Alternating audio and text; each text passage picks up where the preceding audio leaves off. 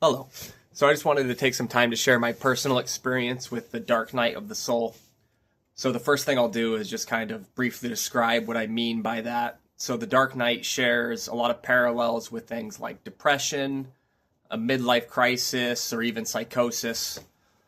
But what really kind of sets the Dark Night apart, first of all, is just kind of the way it's integrated. There's kind of the central pillar of it. So coming from the alchemical tradition, the at some level an understanding of these things being melted down in order to have the material and the space necessary to create what is new to be blossoming in those spaces.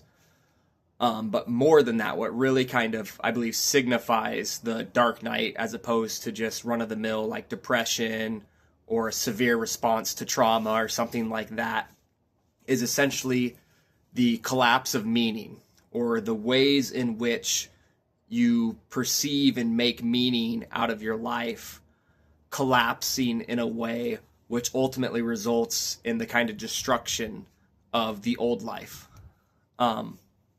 So, in my experience, I'll be clear that those parallels I mentioned of like depression, midlife crisis, even psychosis, those parallels were definitely there. And in my personal experience, the Dark Night was preceded by what I call a period of years of expansion. So, like 5 years ago, I had what I would call the flow state experience. Essentially, it was spontaneous Qigong, pulled up out of my seat, the most kind of profound thing I'd ever experienced up to this point. And that really revolutionized the way in which I engaged with the world and relationships and everything else. And I would describe it as moving me onto the path of surrender or flow.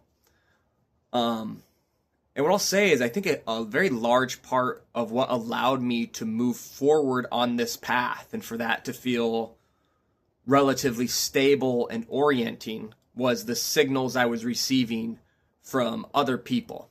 So really one person comes to mind in particular, someone who's like a mutual seeker, but really just having someone look at me in such a way where it's like, okay, so this isn't just all imagined and there's some validity to what's happening here. Having someone perceive the significance of the shifts that are taking place outside of my own felt experience. But anyway, so yeah, there was a period of years of integrating various practices and, like a lot of shedding of various things, largely through relationships and different aspects of the life path coming up and being kind of perceived and reacted to in new and like blossoming way, where it's like all of these kind of problems that we're presented with in life, they a lot of them can be extremely similar to one another, and we tend to react very similarly over and over and over again. And essentially, slowly over time, having the reactions to these things shift in a way. And I would say it was essentially a shift towards openness, like self-love, self-compassion, understanding. But anyway, so yeah, there was this progressive movement towards expansion. And I'd say that was like it's a felt sense of feeling lighter and more expansive in the body. And that being coupled with an increased ability to kind of receive and transmit love to others. But at a certain point, I'd say like approximately a year ago, things began to feel like they were moving extraordinarily quickly. And this was like very, very destabilizing. And in the midst of things starting to escalate and speed up in this way, I ended up diving extremely heavily into psychedelics, and this very obviously through gas on the fire, big time. And this resulted in a period of essentially like insanity, really. So what I'll say is that there was a complete dissolving of all limiting beliefs. So in the past, any sort of ideas of like what I could do with my life and the kind of higher echelon, the higher reaches of like what could a fulfilling, exciting, most passion-led life really lead to. As some of these ideas would be presented, they would be immediately kind of squashed down by limiting beliefs that would come in. And at a certain point, there was a complete ability to just discard these, to decide, oh, this is not of service, and to let those limiting beliefs go. And essentially that would mean that I would just be left with the kind of felt feeling of the complete and utter capacity for things beyond my wildest imagination. So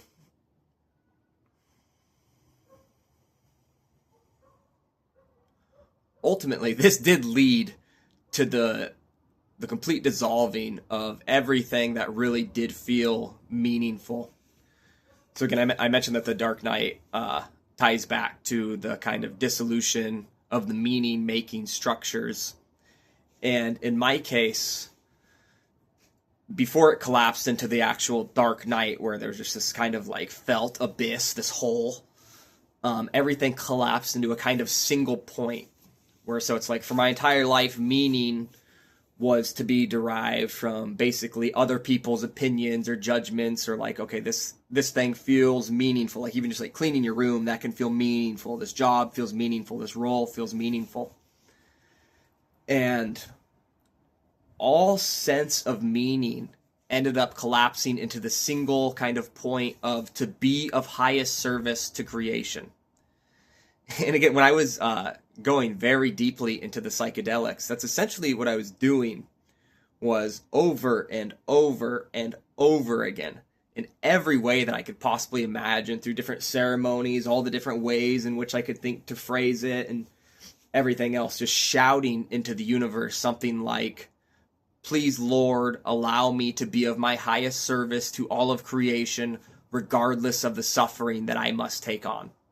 And this was just belted into the universe, just over and over and over again. And through a period of time, this was attached to just an increased sense of meaning and purpose and capacity. But what ended up leading me to do, essentially, was to just drop everything. So relationships, my roles. So like I just no longer could engage with the idea of becoming a counselor. Like it just felt totally inauthentic, and like essentially that it was not my path, and that I had to allow all the good feelings, all the sense of security that came with that role to just be dropped. And instead what I ended up doing was just being out in public, just dancing, and just trying in whatever way possible to shine my light. So really just like an incredible sense of meaning bound up in this one single inarticulated amalgamous point. And then everything collapsed. Like essentially all the most meaningful relationships and everything like that. And people had become increasingly concerned for like, very valid reasons. Just the behavior was so unbelievably out of the box. And what I'll say is I was unable to receive feedback. So again, the whole path had essentially been a path of surrender to embodiment, to just accepting whatever the intuition is bringing up in that moment and moving forward with that. And so when people would present these concerns to me, I could engage with them and listen and parse the statements logically. But ultimately, it's like it would just be bouncing off of a steel wall. It's like, yes, that all makes sense, but, I have no choice but to carry forth from the moment whatever my highest wisdom or intuition is. And also, this shifted extremely dramatically, and this is something that is still blossoming. But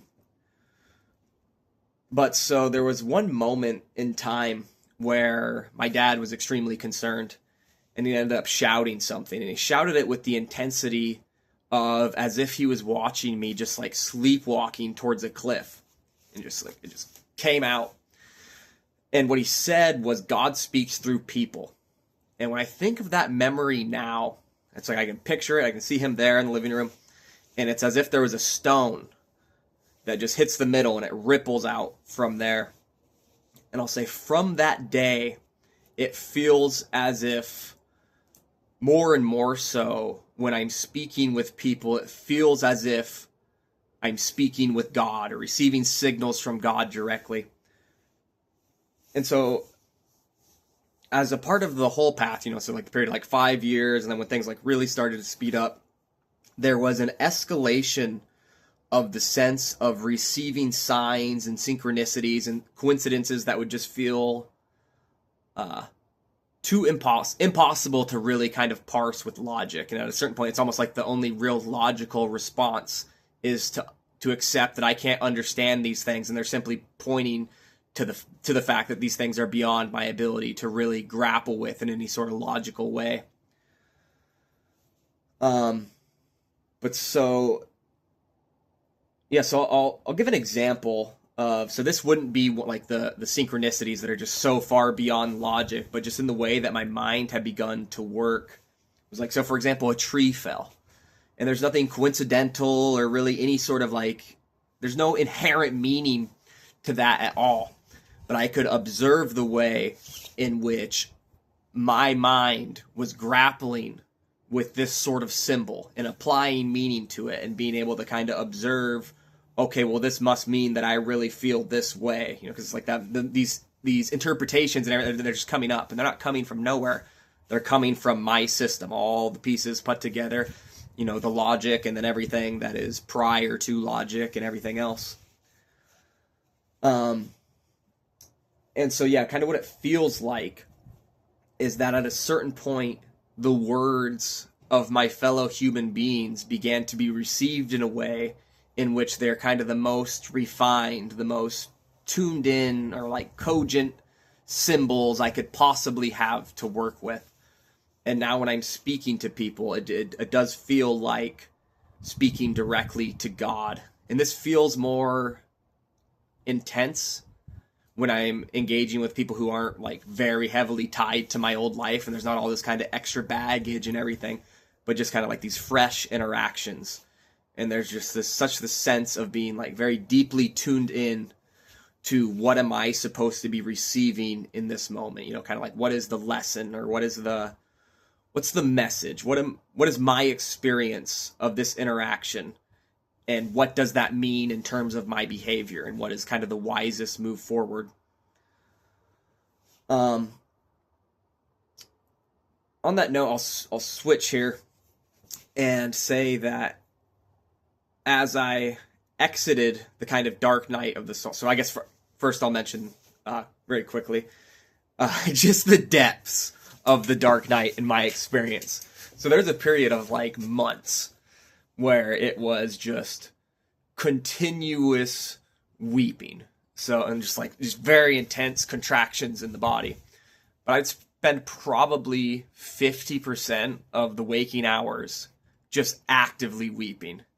And then a huge majority of the other time would be spent in various kind of like spiritual practices or meditation, just walking around like a zombie and just counting breaths and just trying to make it through, like one breath at a time. Like, it was extremely difficult and painful, and at a very real level, I did just want to be dead. Like, I just didn't want to be alive anymore. And I'd always assumed that if a period like this came, what would carry me through it would be the understanding of the period of expansion I had gone through, and so, everything will get better in that kind of way, and like the kind of faith that could bring. But ultimately, it feels like that wasn't it. And like what really allowed me to move through this period was essentially the signs. It was the sense of there being something just so far beyond my understanding at play here that I can't possibly understand what it means or where it's going. But I know that I asked for it. Again, I was just belting it into the universe that, please allow me to be of my highest service, no matter the level of suffering.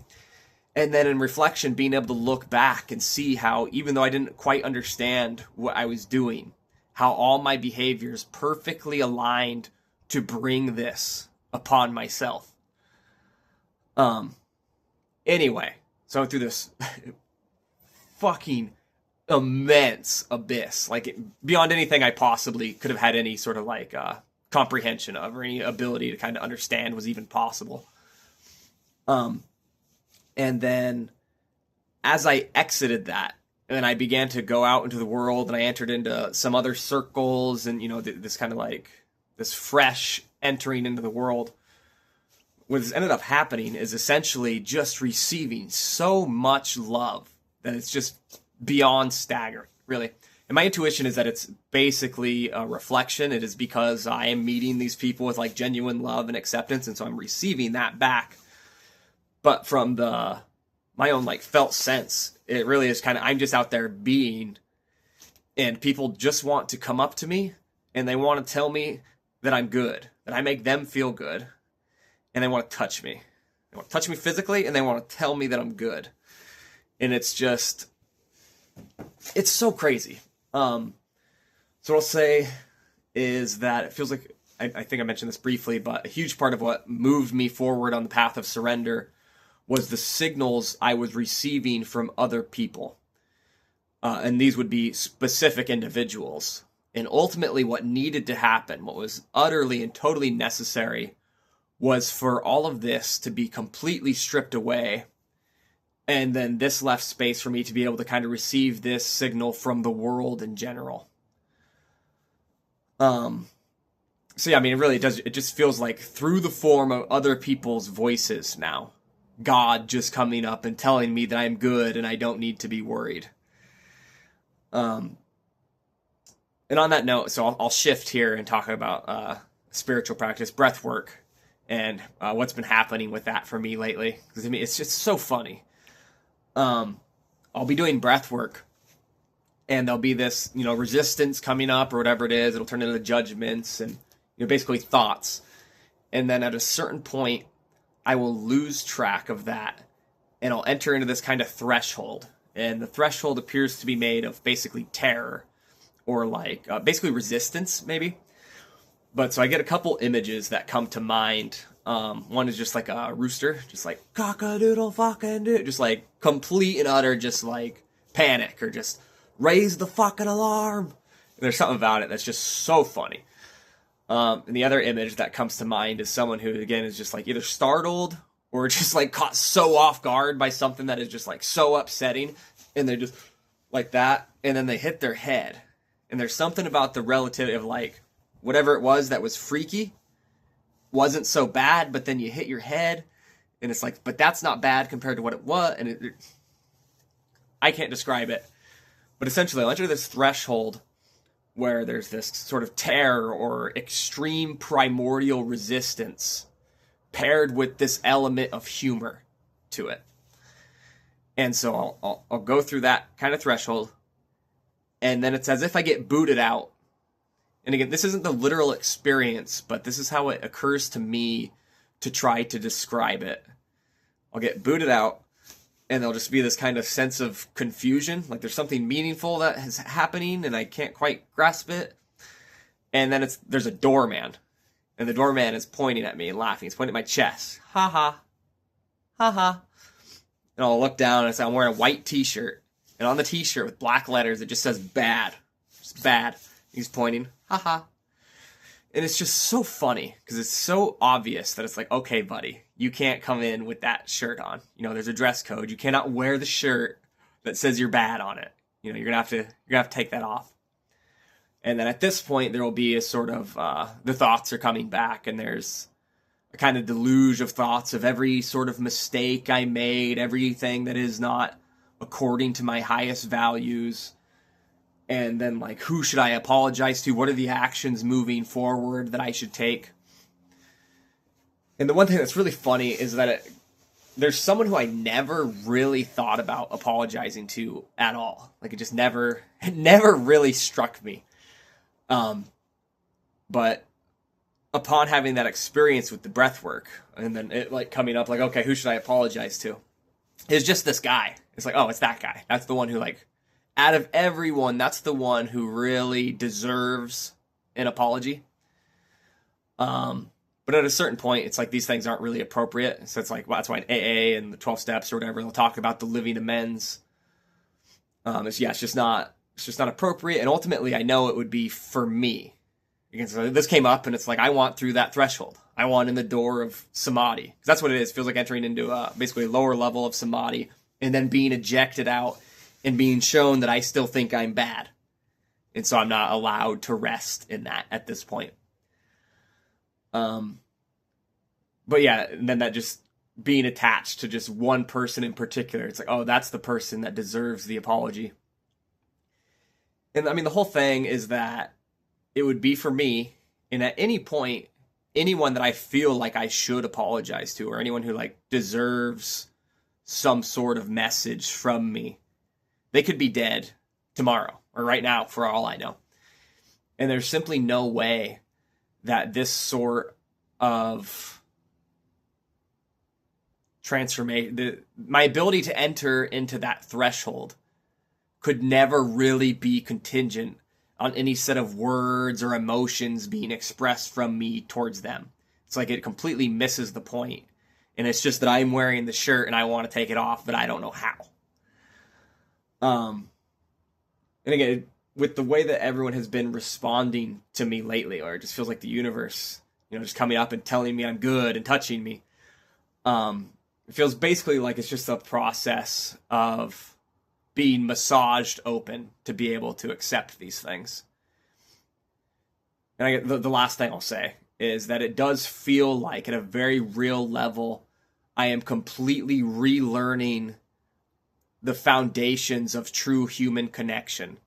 It's like not a matter of degrees, but it's like there's a dimension of intimacy that I never really had any grounding in the past. And then having that be presented to me in the form of these people coming up and attempting to connect and these sorts of things. And so just constantly receiving this signal of, okay, you are good, you're worthy, you're good enough, it's all perfect, you're loved.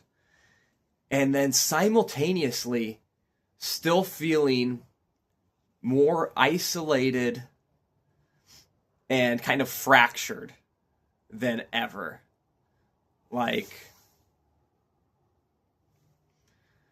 it feels like all of meaning collapsed into this very amalgamous to be of highest service without any grounding, and then this just fell into an abyss where you lose track of all sense of meaning altogether. And now, as it is re-blossoming, it is very clearly centered around human relations. How to be open and capable of expressing love to my fellow human beings in a way which is capable of being received. And that's a matter of meeting people energetically where they're at. And it's kind of like a matter of consent is kind of really what it seems like it comes down to. It's a matter of sending the signal of openness and then being available for reciprocity, but not trying to push anyone past their capability.